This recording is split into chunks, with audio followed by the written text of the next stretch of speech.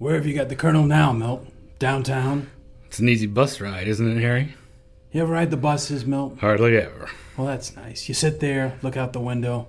Gives a man a chance to think. You ought to try it sometime, Milt.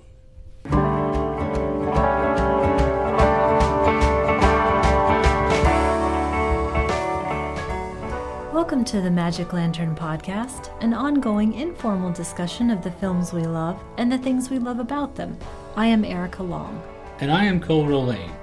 Each episode of the Magic Lantern will be devoted to one film that we alternately select, and we will discuss why it is significant to us. This is a bit of a departure for us. We have a special episode this time around. We are at the studios of the Austin Film Society, and we have a special guest, and I will let him introduce himself. Hi there, my name's Lars Nilsson. I'm the lead programmer at Austin Film Society, and I was a little flabbergasted when I was asked to join, but I happily did so. And I spent about 15 seconds deciding which movie that I would ask to talk about on the show. Well, since we started the show, we've had a short list of people that we wanted to have on for guests, and Lars was always at the top of that list because we love to talk film with him all the time, every chance we get when we go to AFS. And we figured it would be a great opportunity to sit down and have a more in-depth discussion that we could share with our listeners. So we are at episode 35 this time. Let's find out what film Lars has chosen for us. Well, it's a 1974 TV movie, in fact, a pilot for a TV show called Smile, Jenny, You're Dead. And the TV show is what became Harry-O.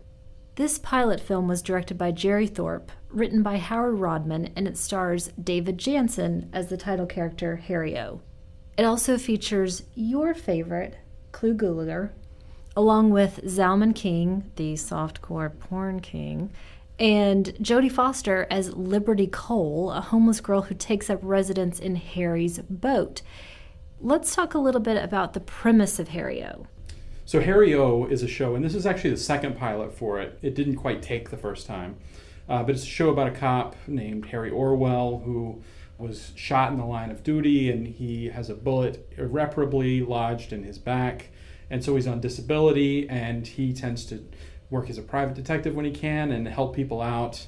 And he lives on the beach, and it's sort of the basis of the show. It's very much one of the sort of personality shows that you find a lot of in the 70s, like Rockford Files and Macmillan and Wife, let's say, or Columbo, where the detective or the lead's personality is very much tied in with the actor or actress playing that character. And it's a real way to get a noted or well-liked actor on screen in parts that give him some variety, but also build upon the same character every week.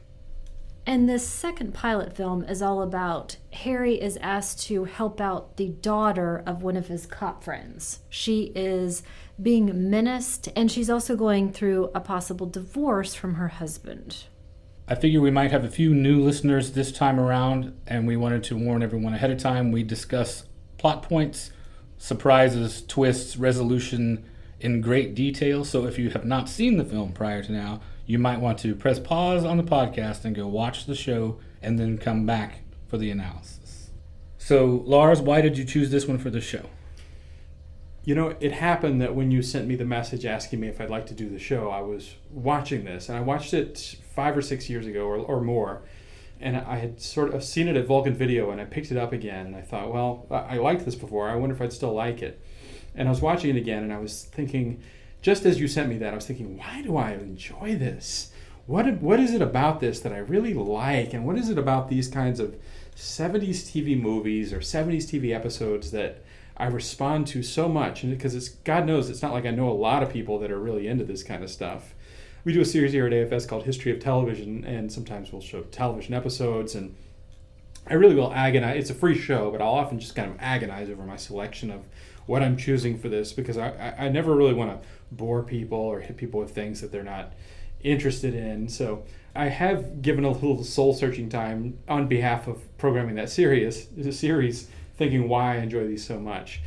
I do think that a big part of it is acting, because I'm a big connoisseur of acting in all kinds of movies, in good movies and in movies like this movie, and in bad movies and all kinds of movies. I really appreciate performance styles so much in all kinds of movies. And I think when you watch these 70s TV shows or TV movies, you'll have a lot of different kinds of actors thrown together. And they will not have been selected with the same kind of care necessarily that, let's say, a director who's making an expensive film would spend on it, just making sure he or she just has exactly the right cast. With a television movie, I think a lot of times it's kind of like, oh, well, we've got these people under contract for this show, and we've got sort of a package of these people that we can put together, and then this person's available. So you'll have very unusual acting styles thrown together. And I think that's a big part of what I like a lot about this. I don't talk to a lot of people about acting very much. I feel like when I'm having these sort of lobby conversations about films, I feel like I spend a lot of time talking about the director and what did the director mean and all of that, to the point where I think that, well, I do think in a primal sense that, like, when we talk to, if you were to talk to a child about the movie they just saw, they're talking all about the people that are in it, and they're talking all about the actors. Mm. And in a way, we feel like we've grown up when we stop talking about the actors. We feel like we've grown up when we start talking about the directors and the cinematographers and the writers, and of course these are all important people. But it doesn't mean that we should get so far away from thinking about the actors. So I guess my point is, you've got these actors with incredible styles sometimes. Sometimes people who have done more acting than Olivier, throughout the course of their careers. Not at a high level, but people with very interesting styles. And so this episode, it's David Janssen is a huge favorite of mine, and it's all not because of The Fugitive, which I don't love as a show. That was his big show, but it's for a lot of the TV movies that he did, like Moon of the Wolf, and especially a movie called Fer de Lance, where he plays he's on a submarine and there are snakes on the submarine. He has this delivery, and it reminds me of a thing that Pauline Kael said about Jeff Bridges one time, where she said, "I don't know how he does it." Jeff Bridges will say a line, and Pauline Kael would say, "I don't know how he's." I think it was a review of Bad Company, but she was saying, I don't know how he says this line.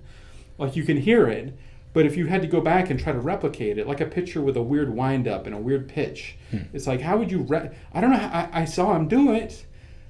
I can picture him doing it, but I don't know how he did it. And Jeff Bridges is kind of one of those sort of actors like that, where he has this odd delivery sometimes, and the way he comes at it, and the way he says a phrase seems so natural, and you buy it all the way, but you don't know how he did it. And Janssen, for me, is kind of one of those actors. Like, you hear him do it, you can hear it in your mind's ear when you think back on it, but if you had to figure out just exactly how to say a thing like Janssen said it, croak of his voice aside, you wouldn't be able to figure out how he did it in that weird rhythm.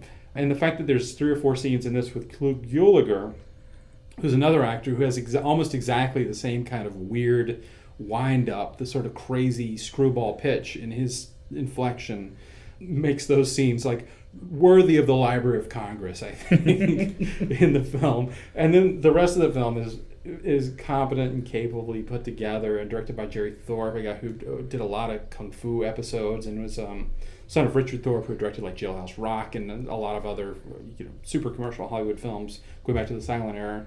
Yeah, he's got over 100 credits starting from 1925. Well, in the scene that the two of you did so ably at the beginning, when we talk about acting styles, clearly they rehearsed the scene ahead of time. The camera was set up in its particular places. There were different setups taking place. How is it, though, that Klug Gulliger decided to do what he decided to do, and then they committed that to film? How would you say, okay, right here is where I'm going to turn around completely and say this to your back, and then I'm going to walk over here and point over here and then say this out of the side of my mouth? And everybody thought, sure. It's so funny when you say, why does he do what he decided to do? Because, like, I don't know. I don't even know if I could describe what he does. Like, and Janssen, in an earlier scene, Janssen is talking to Gulliger as Gulliger's, like, leaning over the inside of a car, and Janssen throws his head to the side wildly for seemingly no reason. And it does seem like they're kind of trying to out-quirk each other.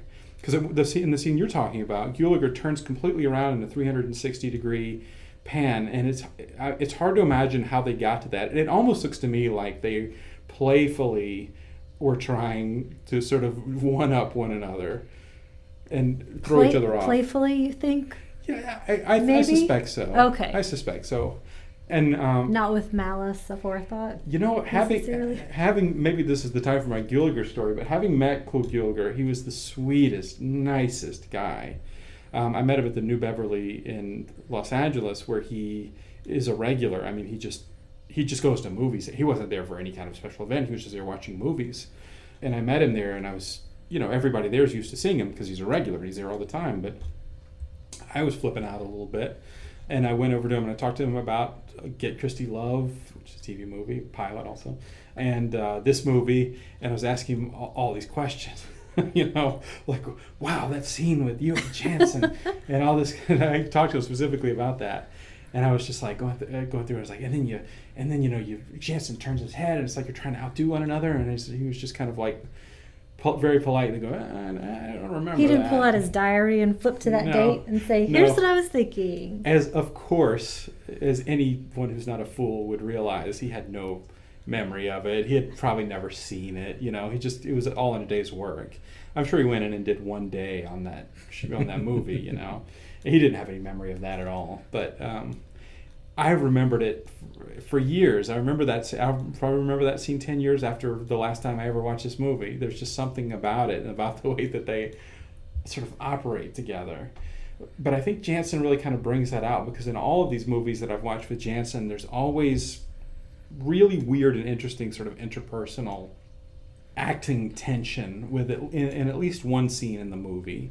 And it's often when it's another guy who's kind of a tough guy. Well, that makes me think of the Green Berets, for sure. With John Wayne, yeah. It's actually, besides this film, the only thing I've ever seen with David Jansen in it. I did not see Harry O. I've never seen The Fugitive. I knew who he was without actually having ever seen his work, and I saw a couple of minutes of the Green Berets. He has the incredibly thankless role in the Green Berets of this lefty journalist against John Wayne saving America. And they have in a movie produced and directed by John Wayne. Absolutely. Yeah. And their height difference is very clearly spelled out. Obviously nobody said, we'll give you an apple box to put you in the same stature.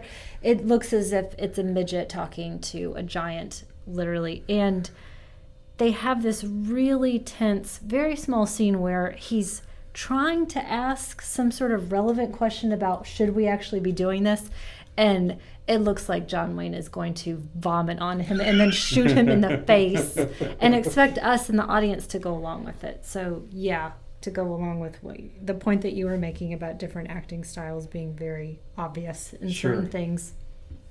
It's a thing that we see in all kinds of movies, obviously, including bad A pictures like Green Berets, but I think we see more of it in TV. There's less time to maybe rehearse. There's less time to kind of get it down. So we do see some of these sort of really spontaneous moments.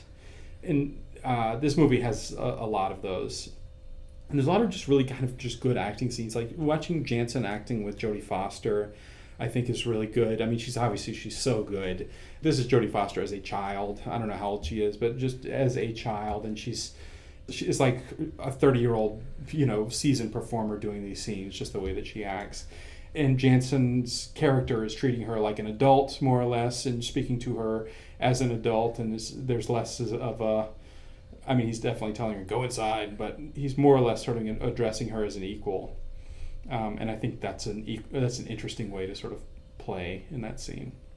I like the 3 times he sort of smiles in the movie. Those are my favorite parts. Is it specifically in conjunction with Jodie Foster? No. I know I wrote them down in my notes. There are twice in one scene and one in an earlier scene. Okay. Yeah. We'll get to it then, I guess. The one thing that you made me think of when you were talking about the history of television show and how much you love these, I was super excited when you sent this as a suggestion because I grew up with those. I think I'm a little bit older than you, and you might not have actually viewed them when they were on the air.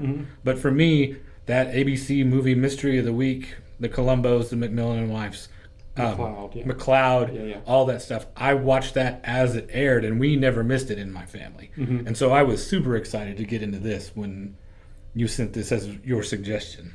It was so cool when you'd see the guest star and you'd be like, oh, it's Vincent Price, or it would just be some guest star that you're super interested in, I love that. I love just seeing all those actors getting a chance to do their thing. Okay, well, we'll get into the chronology of the film a little bit, starting with this opening scene where he meets Jodie Foster for the first time. There's a nifty little crane shot that sort of signifies to me that this is kind of a cut above the usual TV fare, where it really highlights Thorpe's composition. It really reminded me of the Ipcris file in terms of how many times in the film there's so much stuff going on in the foreground that we are forced to look through and sort of simultaneously examine while we're also processing what actions the characters are undertaking.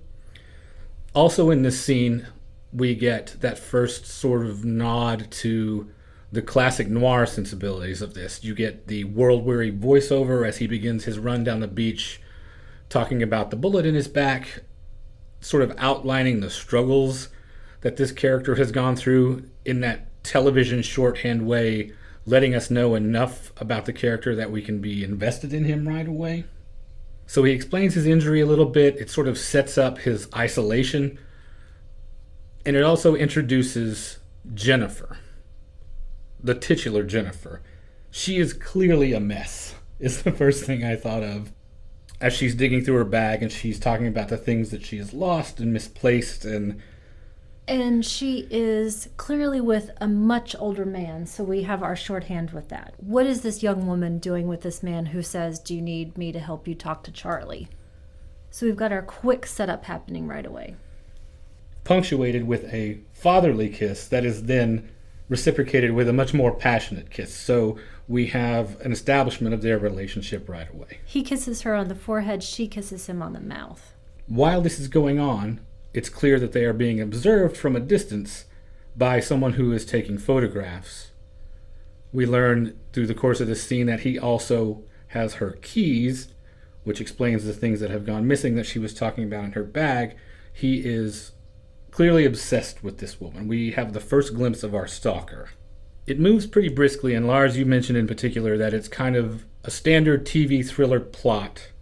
A couple of them, actually. It almost feels a little bit sort of grafted in order to show maybe Harry O's character and his many facets. You could do this without the Jodie Foster plot.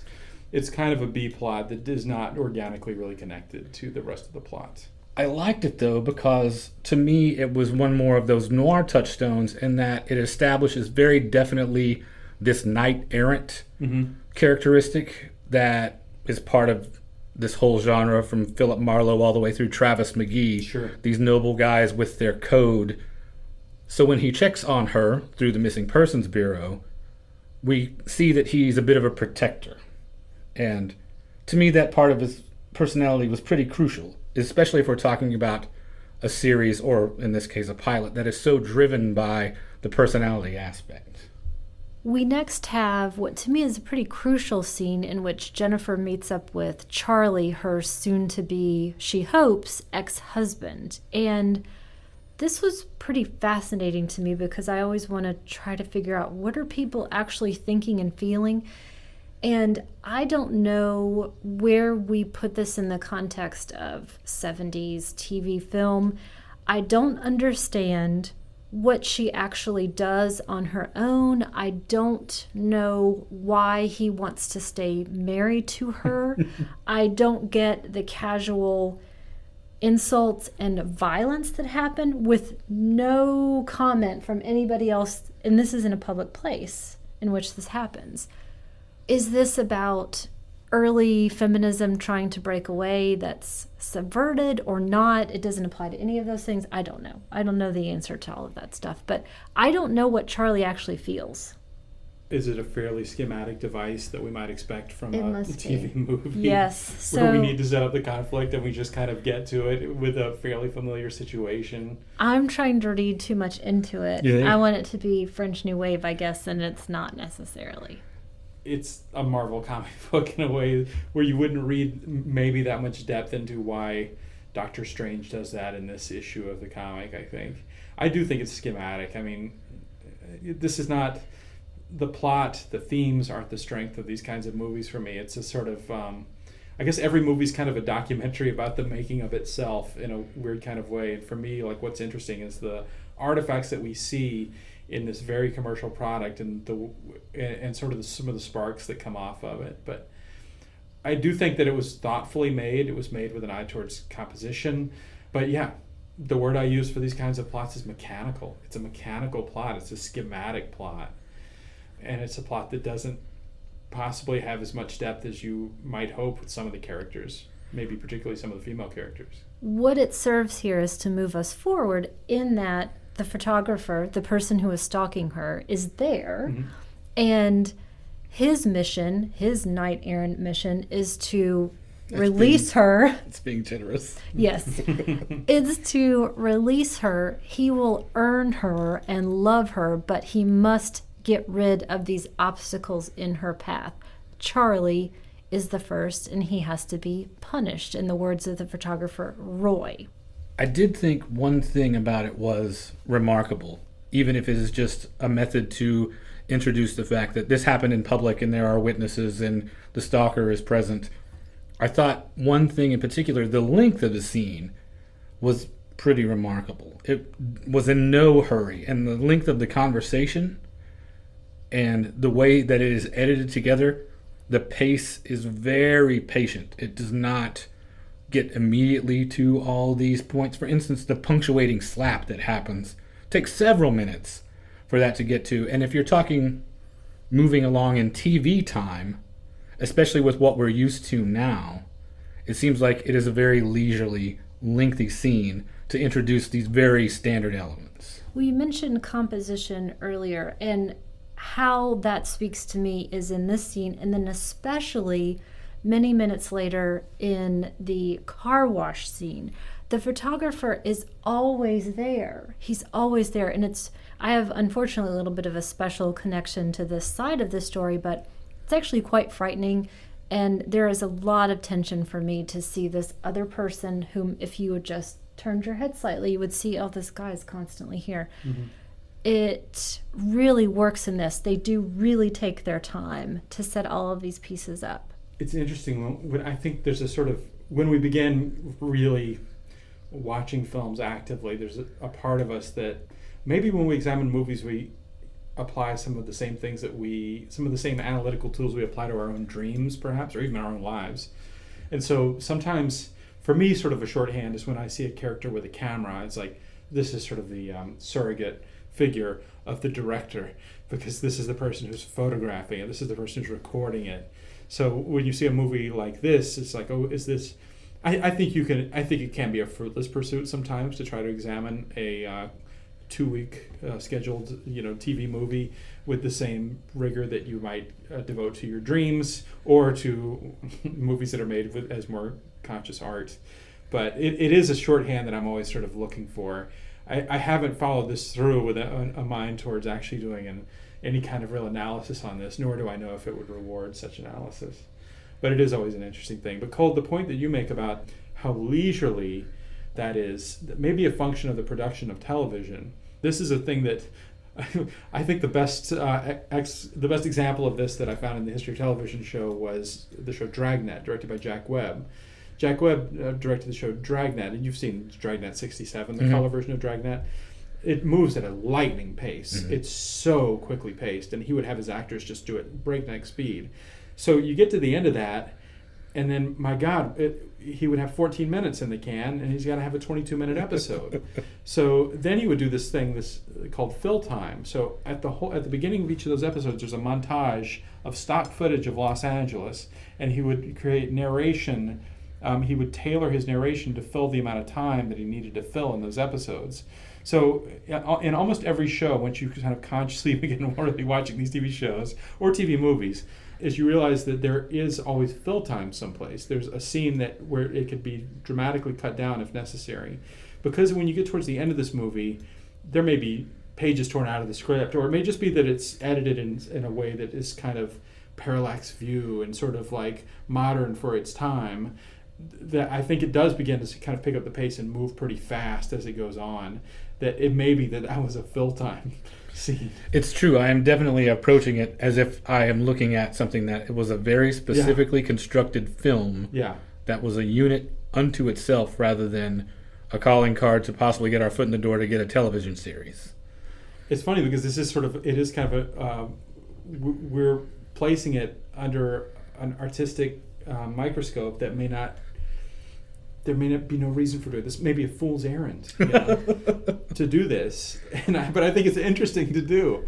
You know, it is interesting to look at things like this with these faculties that we've developed. I've also been watching tons of Kolchak, and so that seeing a guy with a camera all over the place makes me immediately think of Kolchak. Sure. But anyway. And his camera often would break. Flapping around with his little recorder. And it wouldn't work when the vampires his are in tennis front of him. shoes, yeah. Love that show.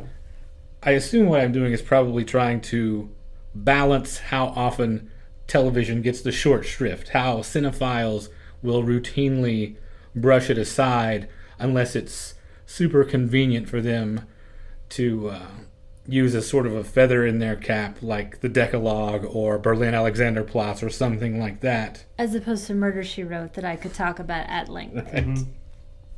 If we look at B movies of the 30s and 40s, let's say, I think there is real conscious art there sometimes. There'll be like films by Joseph Lewis or Edgar Ulmer, and we can say, oh, this is an artist creating something. But then sometimes, you know, the films of like William Bodine or whoever, or Gene Yarborough or somebody, and you look at those films and it's like, that's not conscious art, but there are things about it that I enjoy in a fine art sort of way sometimes. It might be a performance, you know, it might be the music and the atmosphere kind of create this whole sort of thing. It's a way of appreciating it that emulates the way that we appreciate fine art, but it's not exactly. Whereas with some of that stuff, it's really good. And the same thing is true of television. I mean, there are television episodes and television movies that, you know, could really qualify as fine art. This could almost be one. This is 40% there, you know, where, because I think Thorpe is doing interesting work. I think the technicians are doing interesting work and the actors are doing interesting work. But it's not fine art. It's a television pilot, and when we begin to break it apart like this, it was never intended to be broken apart in this kind of way. There's certain aspects that are sort of shorthand, and it's interesting because like the thing that you broke apart is a kind of shorthand that I would have not broken apart. I wouldn't have taken that and dissected it in the way that you did, but I think that that's a particular kind of perspective that you have that I wouldn't have had, but now may have, you know, a bit more of when I look at a scene like that. Well, coming back to acting for a second, we now get introduced to Clu Gulager. Mm-hmm. Who's bizarre, let's face it. He also looks bizarre to me in this specific movie. He doesn't always. I'm not saying he's a bizarre person or an unattractive person. It's the combination of the hair and the glasses together. Which again, I'm saying, does this fit into the time period? Was this an active choice on his part to look so odd? I don't know. Well, and also speaking of David Jansen, his sideburns and haircut do a lot of the work as well, I think. Do a lot of the work in terms of making him look odd? In terms of just his performance in general. Sure. I feel like he's speaking from his sideburns and the weird top heavy element that he has in his hair. But anyway, it's funny, I introduced that movie Fairylands. We screened that as Weird Wednesday years ago, and Tarantino owned the print and he was there, and so we co-hosted it. But when I introduced my part of that, I said, yeah, I love Jansen in this. He's kind of like World War II generation, you know, he's on this ship and he's kind of like the one who's like this whole young crew, and he's the one that kind of, and I went back and I looked it up, and it's just like David Jansen was 42 years old when he did this. yes. 3 years younger than I am. Yeah, I was going to make the same note when we get to the end, because the end has this real September song feeling to it, and I realize I am older than him. He looks 57 years old in this. And you're older than Clu Gulager as well at the time of this. I certainly don't feel like I'm older than those two characters when I watch them together. And I may be biased, but I also don't think you look as old as these two characters. They look like they're in their 50s to me, and they act as they are. That's a whole phenomenon that I look back on, and I was like, wow, you know, I'm like Gene Hackman's age and like French Connection, or you know, whatever. It's like you look back and it's like just dudes were old then. We're so used to practically boys being presented to us as leading men, though. When I look at DiCaprio, when I look at someone like Ryan Gosling, these are overgrown adolescents almost. I watch, in particular, I notice it when they're trying to be a tough guy, when they're trying to inhabit a character like Lee Marvin would have. I watch Point Blank and I think, yeah, that's a grown-ass man doing grown-ass man things. And these kids cannot hold a candle to it. DiCaprio will inevitably always look to me like a little boy dressed up in his father's clothes. And we have such a dearth of actual adult men. Even the ones who are of that age or older, they're not dandies necessarily, but they certainly don't inhabit that gruff, full-bodied, lived-in thing that Jansen in particular in this does. Well, I guess then I think about the female characters, not in this because they're all young or very, very young, but I'm 41. I would be an elderly woman in this. I would be someone's grandmother in this story, it seems like. Yeah, there was no place for me. Unless it was a known star, unless you were Angie Dickinson. I was just going to say Angie or Myrna Dickinson. Loy And then doing even a cameo. Or 10 years after that. Yeah. Mm-hmm. No, that's so true. And it's interesting I read an interview with Andrea Markovici, who plays Jennifer in this, and she said, I could not wait to work. I had such a crush on Jansen. I could not wait to work with Jansen. And there was a scene where we were supposed to kiss, and it was taken out of the script, and I was so angry. And then she talks about he was just the greatest man in the world. And she was like saying, this is an interview from like 2 years ago or something. And then Angie Dickinson said the same thing. She said he was just the handsomest man in Hollywood or something like that. And they were lovers and they went out together for years. That's a very different kind of, like, definitely. I wouldn't have thought that like these beautiful, desirable, sought after women would be hanging on to after those this sideburns. beef jerky looking dude. Well, can we talk about Jenny at this point Sure. Okay. What's the deal? I don't get it. I understand that this falls into the tradition of I'm beautiful and mysterious, and that's all that has to take place for everybody to want to bang me. But it just seems like we are talking about a void who is also a child at the same time, specifically kept so by her father and this crazy relationship that they have. But why does having no personality or wherewithal or agency or ability to make your own living or make your own choices make you a desirable commodity? Or did I answer my own question? I was surprised at how put off by this character that you were, a little bit. She didn't strike me that way. She definitely struck me as not the usual philandering wife or put upon housewife that you see in these detective stories from the 70s. And I really liked her performance in that so many of the things that she did, I did not expect. So it didn't strike me the way it struck you. It wasn't as much of an irritant that it seems like it was to you. It summed up in, I'm just too complicated tonight. Fuck you. No, you're not. I guess you're right. Maybe, I guess I have to think back to what else did I watch that week that this was the culmination of this thing. I don't know. I guess I'm just tired of having no essential motivation to who you are except these lists of things of a pathology or things wrong with you, but that being so attractive to another person. Yeah. No, thank you. Is she presented as being so attractive to others? Or, I mean... Well, she has a stalker. She has a husband who desperately wants her back for his own reasons, not necessarily... possibly as a possession. As male pride. Yeah, sure. She has another lover. I think you can read some things into the way some of the scenes with her father are acted, especially at the end. Harry wants her very much.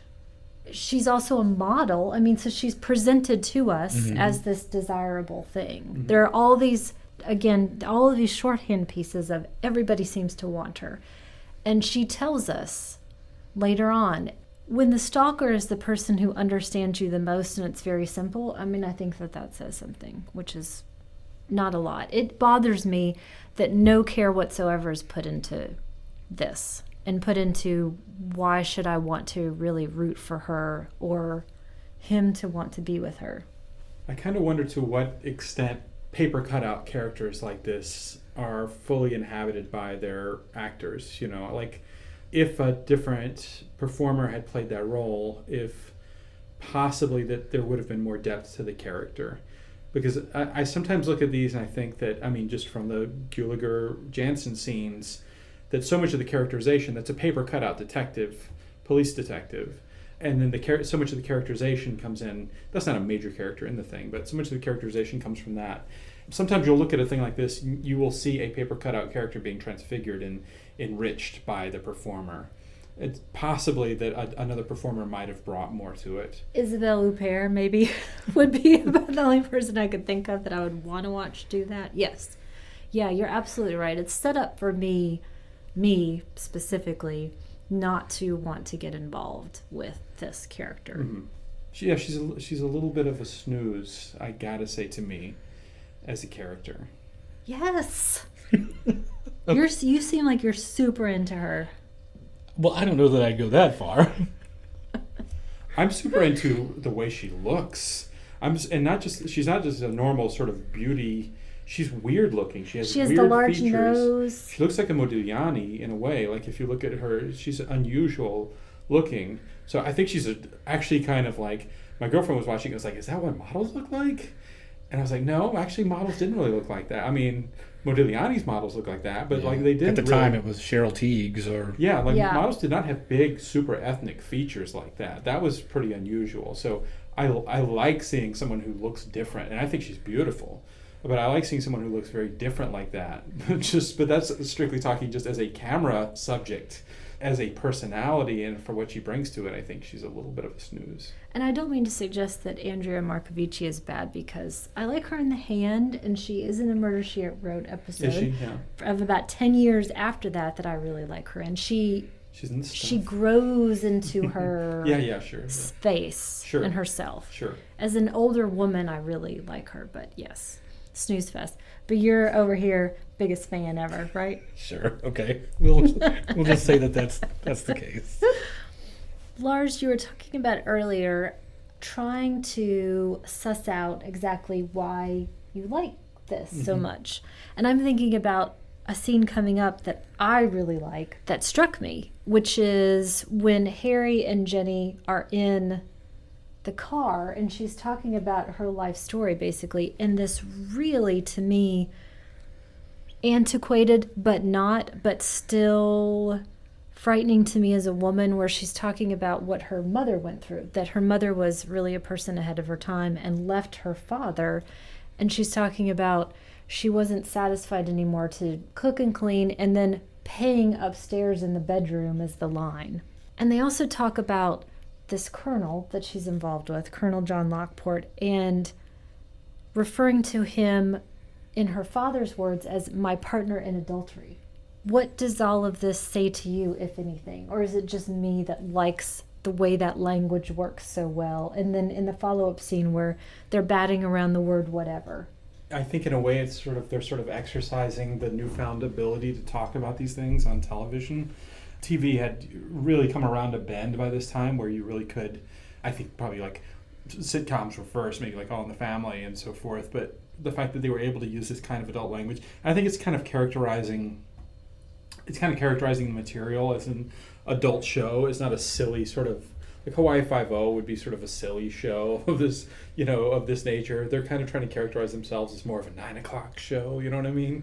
In a way, I think, with that kind of talk. So I think what makes this interesting is that it's on television. I mean, what makes that kind of dialogue, if you read that in a novel of the time, you'd be like, okay, that feels like, appropriate dialogue for a novel from 1974 or whatever. Or if you saw it in a theatrical film, it would not strike you. But it is interesting to hear kind of a sort of, seemingly to me, sort of progressive idea about, when she reflects on her mother's role, a seemingly somewhat progressive idea about the way that she characterizes it. Does it seem progressive to you? It seems progressive to me, and it also, even though I am on the fence of, is this a relic of the period, but then something about it still feels modern, and maybe it's the performance, and maybe it's David Jansen and his reactions as well, and the way he takes the word whatever and goes around with it.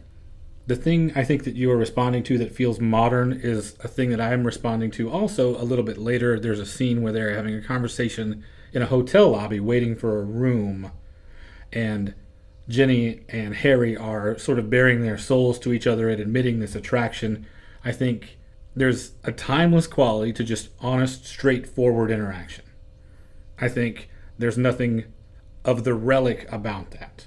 No matter when that happens, when you strip artifice away and you are talking strictly one human to another, and you are being as direct and candid as possible, that exists outside of time.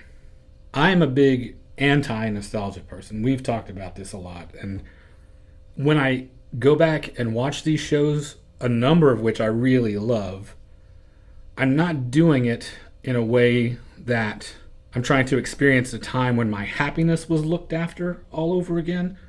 I'm going back and watching them because they're still good. They are still full of quality performances. They are still well made. They still tell a story that is interesting 40 years later. So I don't see it as much a relic as much as kind of a timeless thing. Well, that makes me think of something I noted at the time, which is that everyone in this is at sea to some extent or another. Jenny is. She's completely unmoored. Mm-hmm. Harry is. He's in this major transition, and he's feeling these feelings that he hasn't had in a long time.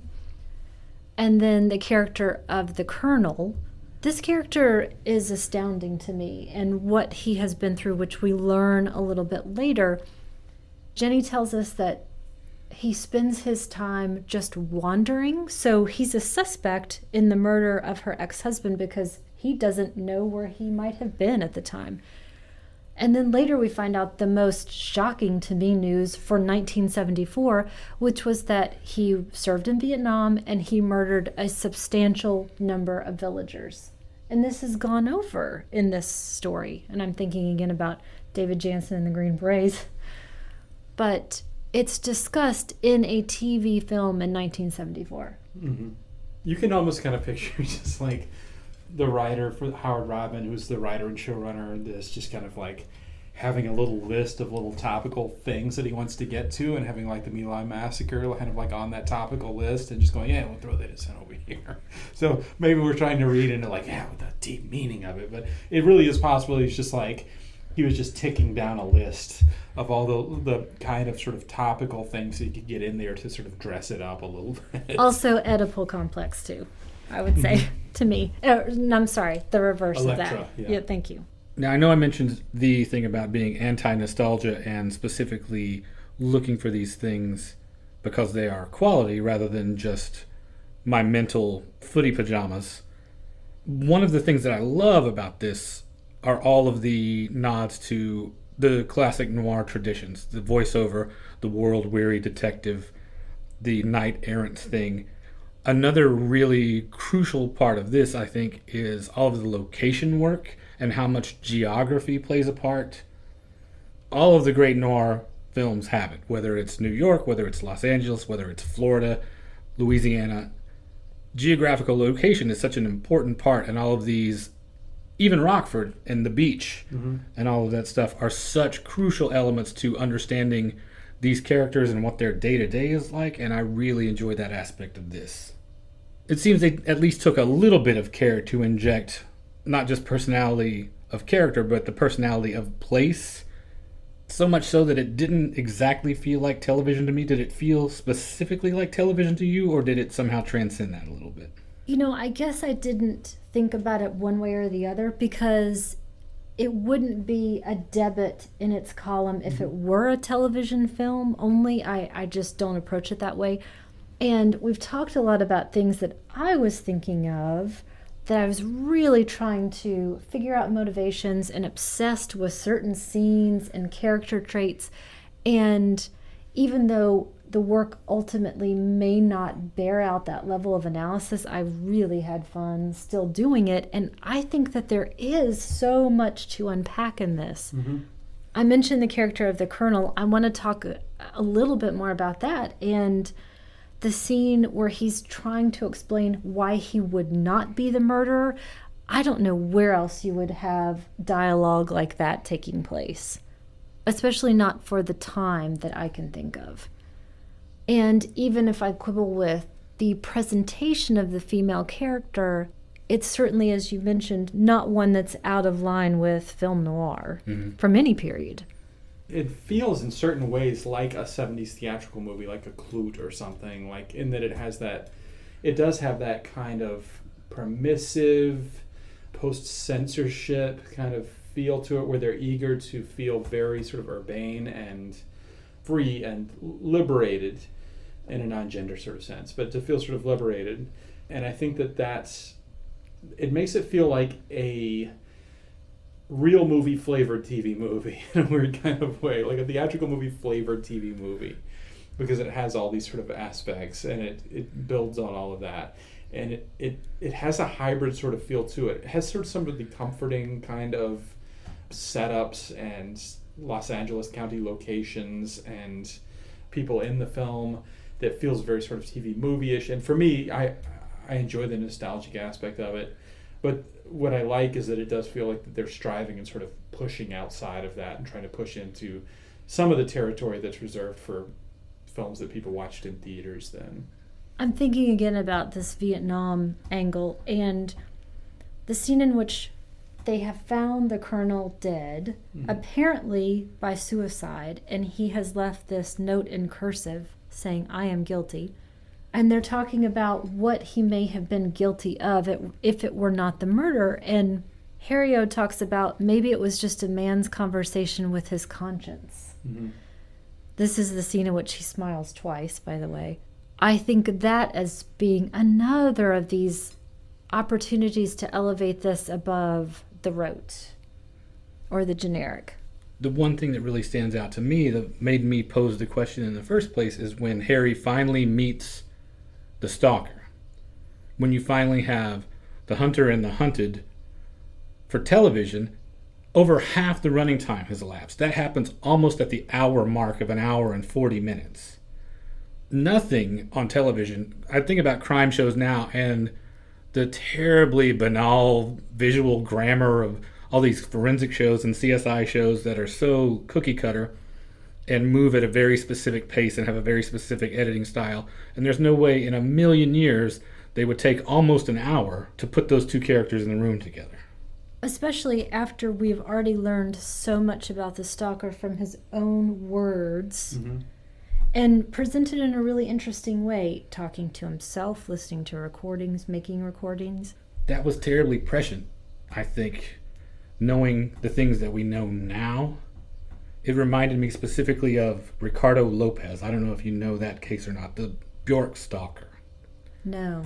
And how he filled an 800-page diary and made 22 hours of video diary as well. This was pre-internet era. But how much documentation of his madness there is to be viewed and how much time he took to record all of that. That part of it, I think, was really prescient and really fascinating. The thing I like most about that specific scene is when Harry opens the door and then notices that this man is there and says, "Who are you?"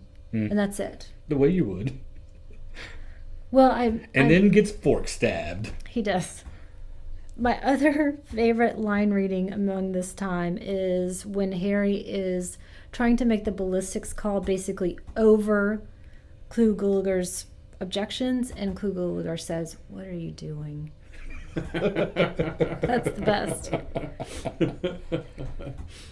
This is where I'm hopefully not going to derail things too much, but we've talked about the stalker, and I mentioned earlier that I have, unfortunately, a little bit of connection with this. I'd mentioned many episodes ago, just briefly, that I had been stalked when I was about 20 years old. I was contacted via the mail by a mentally ill man whom I had never met and didn't know.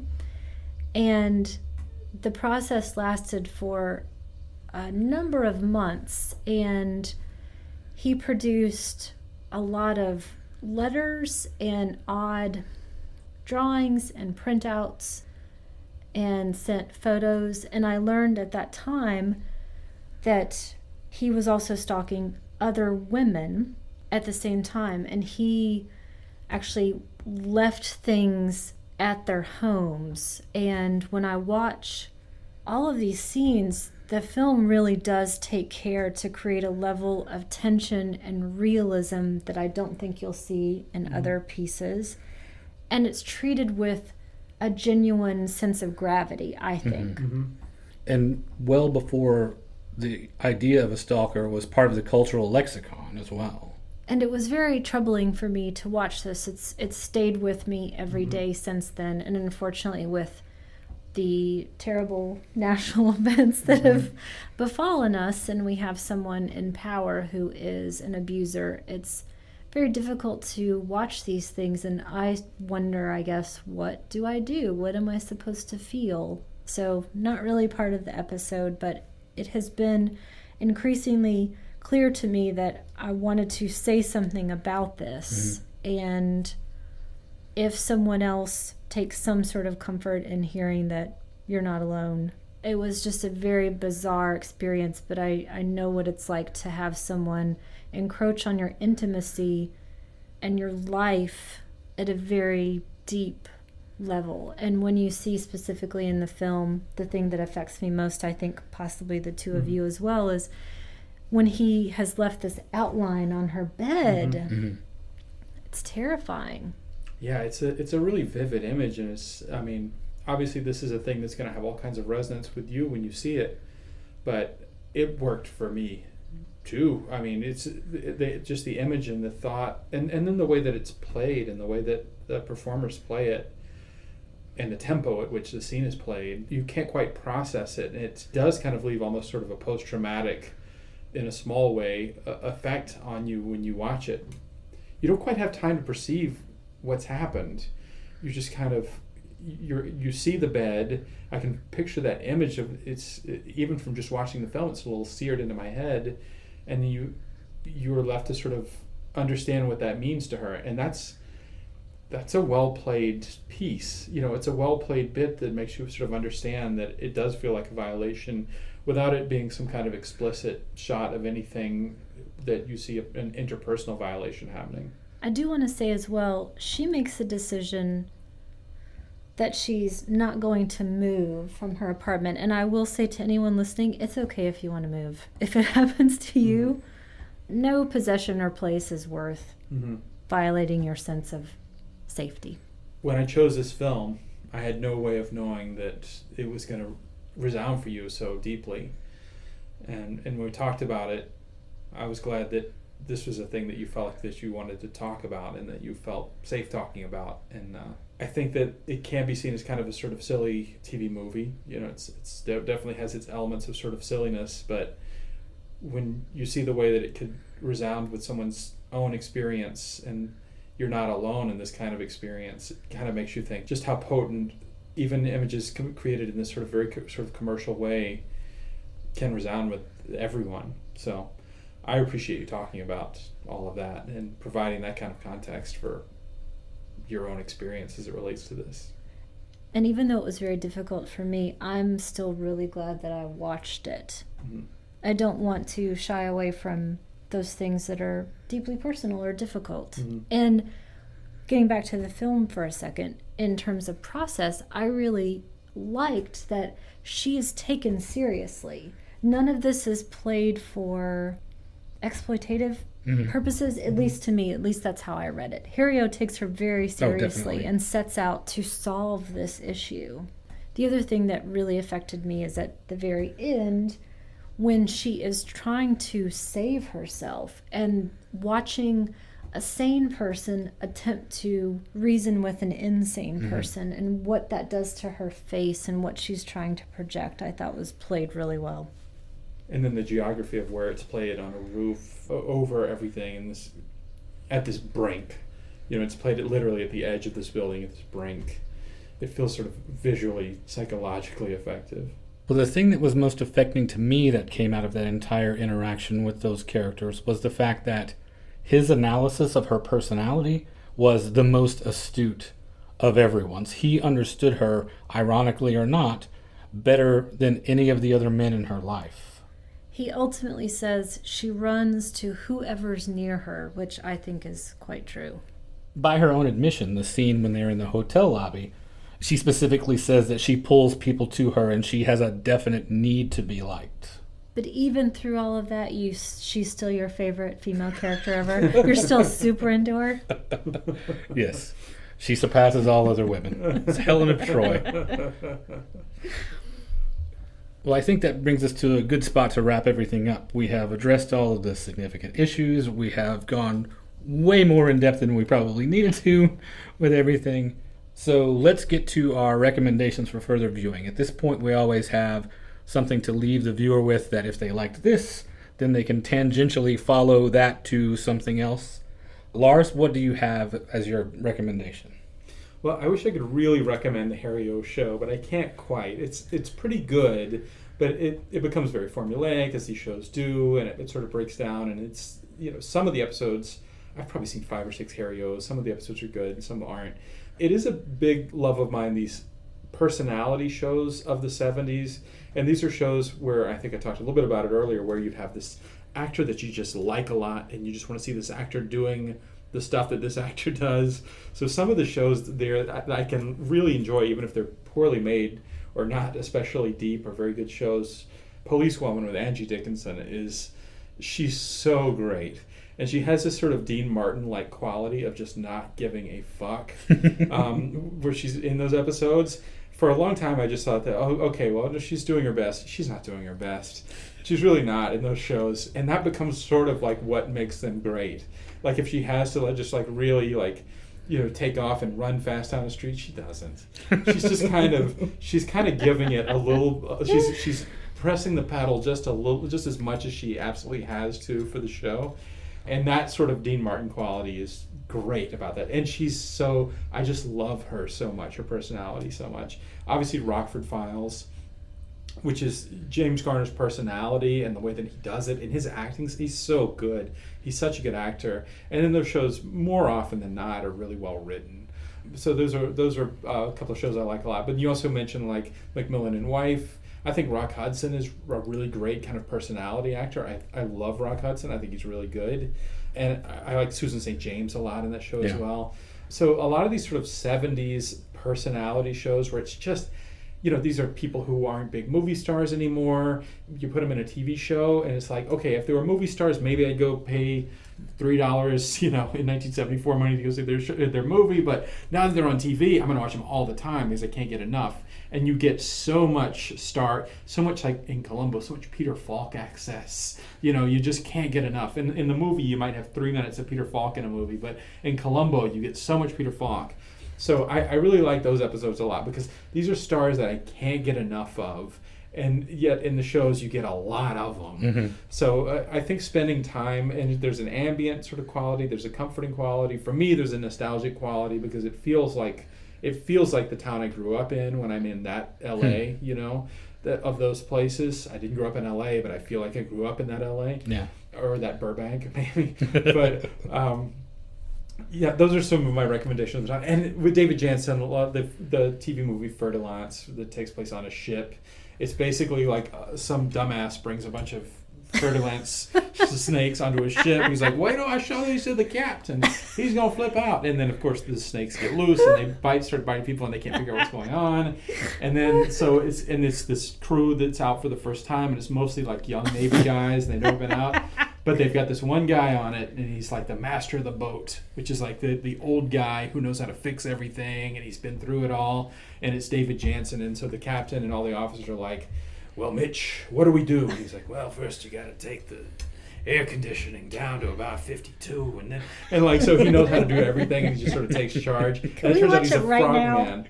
Oh. So that he's actually has to go outside the sub, and because it gets stuck on a rock, and he has to get out and free it. And there's this great scene where they said they're like, so we sent divers out, and divers dislodged the sub from the rocks, and they say, well, who's gonna do it, Mitch? He goes, me. So that's a little bit of a spoiler of that movie, but hopefully it's enough of it to make you want to see it. Well, Lars just did my favorite thing ever, which is basically get 6 recommendations into one, and now you are never going to be able to rein me in, ever. Okay, well, what about your one this time? Well, okay, I did one this time.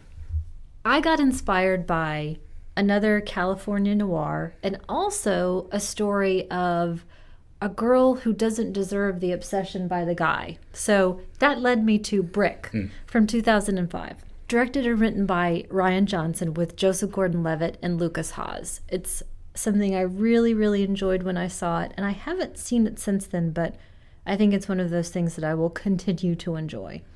Well, in my family, we went through all of the shows that Lars was talking about. The Macmillan and Wife, the McClouds, the Columbos, like I was saying. My grandmother was the Rockford fan, for instance. She loved James Garner. And I swear to God, if we watched Tank and Murphy's Romance once, we watched it 50 million times. Did you guys have an Okie Hall of Fame on your wall? We goddamn sure like did. Like Catholics would with JFK? Yeah. I'm assuming Woody James Guthrie. Garner. Okay.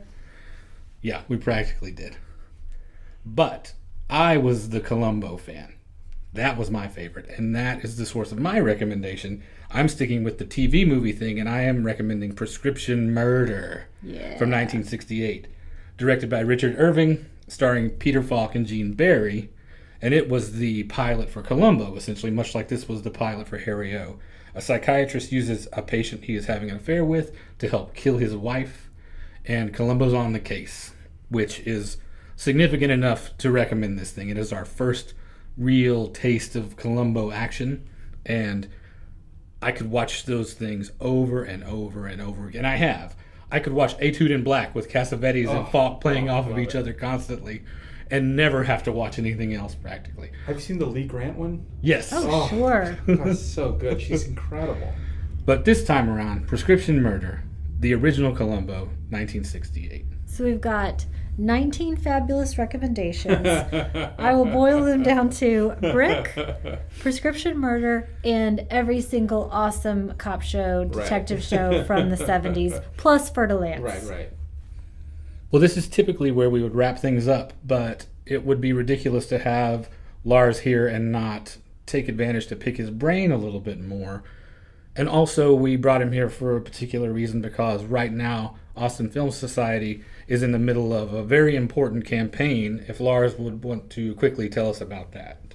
Sure, yeah. It's our Best Little Art House in Texas campaign. So the theater that we operate in, formerly known as the Marquesa, we took it over in May, I think. It's been called the AFS Cinema ever since, is vastly in need of the addition of a second screen in order to make it a viable cinema for us to run movies in all the time. So we're adding a second screen, which will allow us to run first run, which will allow us to have many more screenings of the films we already have, and which will allow us to more or less make it into a viable round-the-clock movie house. We had an arrangement with people who ran it before, who would do like weddings and proms and all kinds of other stuff in the event space, and then we would go in 3 or 4 times a week and do screenings. But in order for us to really continue, we need to, and we do have a great demand and need to have more screenings in there. But that's sort of what we're doing. So most of that funding is coming from private donors, but we do have a crowdfunding campaign. We decided we weren't going to ask for a whole lot of money in terms of the whole cost of the thing, but we needed more in order to help the finish out. And we want people to be a part of it and when they go in there, we want people to say, hey, I gave $100 to that thing, and it's sort of that's our thing. AFS really is our thing. There aren't a lot of gigantic donors to this thing. I have heard someone say, oh, that's Rick Linklater's tax shelter, which is pretty ridiculous considering the fact that we spend so much and it's not like any more money comes out. But it is a thing that people who go to AFS and are members at $20 a month or whatever are actually supporting. And we write grants and all that kind of stuff too. But that's what the crowdfunding campaign is. I'm being awfully verbose because I haven't eaten. But that's kind of what the crowdfunding campaign is. It's a way for people to help out. And I think it's running for a few more weeks. So we'd love it if people would pitch in and help. Stuff like this doesn't just happen. It happens because people help. We are huge AFS boosters, obviously. If you listen to the show, so much, yeah. Love members. If you listen to the show at all, you know that we definitely talk about AFS all the time. And it's made a huge difference in my life. When I got here, Lars and I have sort of been in each other's orbits since the early 2000s when I was at Waterloo and he was at the Alamo Draft House. And I can say without fear of contradiction that over the last decade plus, you have been responsible for some of the best times I've ever had. Well, that's great. Thank you. And I cannot say thanks enough. And this campaign and its success, and I'm sure it will be a huge success, ensures that everyone that comes after us is going to get a chance to see 10 times as much as I got to see over the last decade. And I am super excited about being a part of that. I can't wait to see how it turns out, what the new theater looks like, and get to go every day. I'm thrilled, and I'm super glad to see it's going so well. But we will put donation links and everything in the show notes so everybody can see how to get there and help out with that. So, Lars, since you are hungry, I have a two-part question. I know why AFS is important to me. You just said why it's important to you. Why do you think this as a concept is important to Austin? And then in other communities, why are film societies like this important? I think we're lucky to have in this community for-profit places like the Alamo Drafthouse that do really good work. I think they really, really, really do good work. And then we have other first-run places that are for-profit that are bringing in films that they see as having, profit margins. So like the Arbor will bring in Oscilloscope's titles or A24's titles, and Violet Crown will do the same kind of thing. But there's nobody that's really operating outside of a profit margin and is operating as a membership, nonprofit kind of place for these kinds of things. And I think that's the reason that AFS is so important, is because we're doing it as much as we can in a pure sort of way to look at the market, look at what it's not getting in terms of like, let's say, new prints or new restorations or great films that are part of international film culture and that are sort of landing and part of the zeitgeist at the time.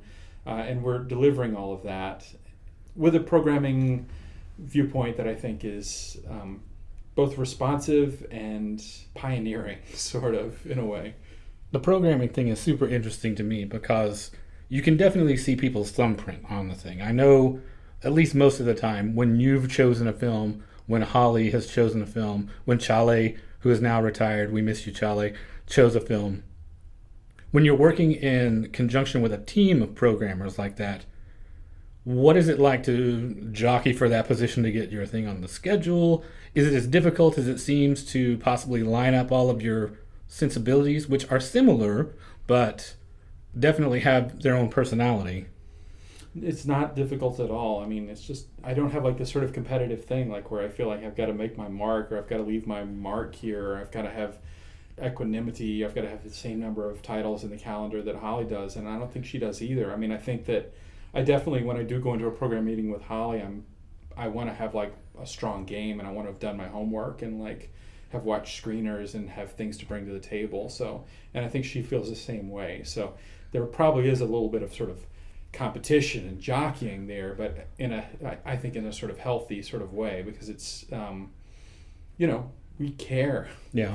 You help each other, yeah. Up each other's game. Ultimately, I look at the calendar, like the January, February stuff that we're working on now.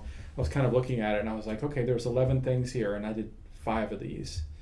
But I was just kind of counting because like this, I got to do these 5 write-ups. I got to go ahead and make the show pages for these 5 things, I didn't look at it and say, oh, well, damn it.